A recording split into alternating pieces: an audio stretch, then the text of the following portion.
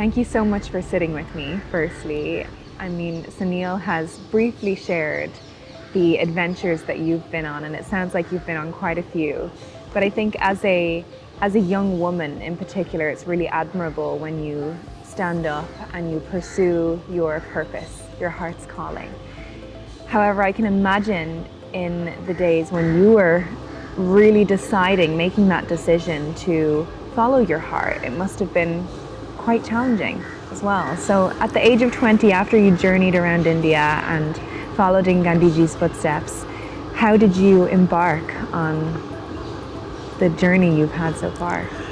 So, the after learning about the lives of people, staying with them, I am inspired again by Gandhi, who used to do the charkha, and Yes. I started working with leather workers, weavers, and Dalits. I understood were the people that I must work with, and Dalits were, because of the caste system, people who worked with their hands were by and large from Dalit community, leather workers, weavers, julahas, they're all, the caste was defined by Manusmriti. And so I decided to set up a movement for artisans where I would set up federations of leather workers across the country. I went to the Leather Research Institute and learned how to improve tanning that they did with their hands. And I came across a Gandhian called L.C. Jain, Lakshmi Jain. He was an economist who was part of the freedom movement, and he worked with Gandhi, and Gandhiji gave him charge when partition took place in India to work with refugees who came from Pakistan, the Hindus and Indians then. And I took him as my guide. He was my guru, my inspiration. And I decided to set up this NGO. I was doing exhibitions, bringing artisans. My goal was to bring artisans back into the market. They had lost their markets because of, what happened during British Raj, where Indian industry was completely wiped out and we had mills and so on coming into India. And so I was doing exhibitions with Telonia, a very well-known NGO called SWRC Telonia. I did one in Delhi where we brought artisans, we rented a place, the artisans stayed in my house where there was this Dalit issue, okay? There was untouchability practiced. And when they came to Delhi, I said to my father, they are going to stay in our house because I stay in their houses. And that, to my father's values, made sense. And the caste and untouchability disappeared. So I did this one exhibition, and then I discovered also that institutions that were made for artisans in India after partition, and Lakshmi Jain started something called the Central Cottage Industries. But it was the middlemen who controlled.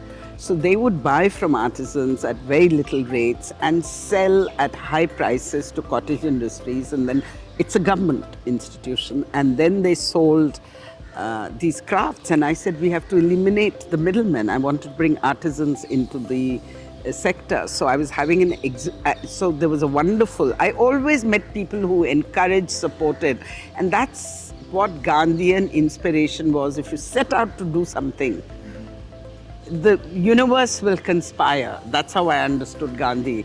The world conspired to support Gandhi, and I felt that if you do good, but I had to learn. So I went and met again, somebody suggested to me to go and meet Ravi Mathai, who was the head of IIM Ahmedabad, who had set up this rural university in Javaja in Rajasthan.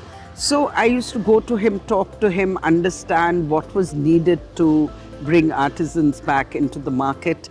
And I used to go every 3 months, and he would do a weekend course for me to build my perspective. So it was not me, it was others who mentored me, supported me. I had planned to set up an NGO, which was, I didn't have a name, but it was to work with artisans. And I did an exhibition in Central Cottage Industries, where I brought the artisans physically into. For me, the means, again inspired by Gandhi, the means were very important. So I could have gone to shopkeepers and said, buy, but cottage industries were meant for artisans and they must enter there. And I experienced so much frustration and anger from the staff at Cottage Industries, though the managing director, who was a former IPS officer, very committed to crafts, that's why he'd landed there. He was very supportive, and these guys were impossible to work with. And a lot of women who work with craftspeople came there to the exhibition. I expressed my frustration. They said, we'll all join you. And we then collectively started an NGO called Dastakar. Dast means hand, kar means one who works with hands. So, there were so many people, 6 of us started this, and we very quickly began to expand. And Dastakar is a leading NGO today. But we expanded and we had the best people. Our board members were activists and we were all putting this together. In the meantime, I started also having used my pocket money to travel, and my parents subsidized me a bit to travel, even though they were totally against my stepping out of the house. Girls in our family did B.Ed, which was a training for, at best they could study, which is training to become a teacher. And you could only teach in a girls' school. And that was the only career, if at all you had a career, you could follow. But my parents did support me because they saw something good happening, and they, I think, appreciated my values, my aspirations and so on. So, but I couldn't keep being subsidized and taking pocket money and traveling across the country. I had also done a course in, a 1-year course in journalism. So again, I met the editor and publisher of a newspaper, a magazine called Business India, and he said, we'll offer you, I said I can only spend 9 days because the rest of the time I'm traveling and I'm working with artisans. So they said, okay, we'll give you 900 rupees. That was great for me because I could then use that money to do my work. Yes. So I was working with this, earning my 900 rupees. And the publisher had a very good friend called Bill Drayton, who started the Ashoka Society. Ultimately, he and I together planned it. So they decided I should be the first fellow. Wow. Okay, so they came to talk to me and I said, but we have to understand how we are going to support. We should have a consultation with visionaries who've started NGOs.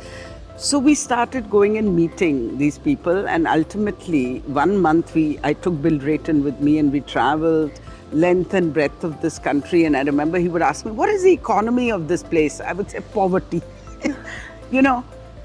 Anyway, they didn't understand. They had a very macro perspective. Anyway, so we understood, we spent a month, and then they asked me, you be the first executive director. I lost my fellowship. And I became the first executive director. We set up Ashoka Society in India. But I always questioned, that's the other thing you learn from Gandhi. You question everything you do, and again, means. So I had value-based differences with them. So after 3 years, I resigned because I decided that what we were funding was great. We were supporting mid-career professionals to come into the social sector. Public service entrepreneurs is what we call them. But I felt that there were everyone, and having met so many NGOs during that 1 month, but earlier when I traveled, I would always stay in the houses of local poor, but I would also talk to NGOs what they were doing and why. I realized that participation, which Gandhiji also talked about, and I understood from reading his books, was not there. We were setting up alternate schools, movements where people were just beneficiaries. Yeah. So this community participation was a word that I understood was not being practiced. So I said, no, we must support people from the community, free them up, of their burden to earn money to put food on the table at the end of the day. So I decided that I didn't want to go the Ashoka way. It's very good, but I wanted to do it differently. That's all. So I left Ashoka Foundation along with several board members, and I set up something called Shruti, Society for Rural Urban Tribal Initiative, where I said we'll take money, Indian money, because we want to educate the Indians on the giving. We wanted an educated rupee. Yeah, I was not against foreign funding.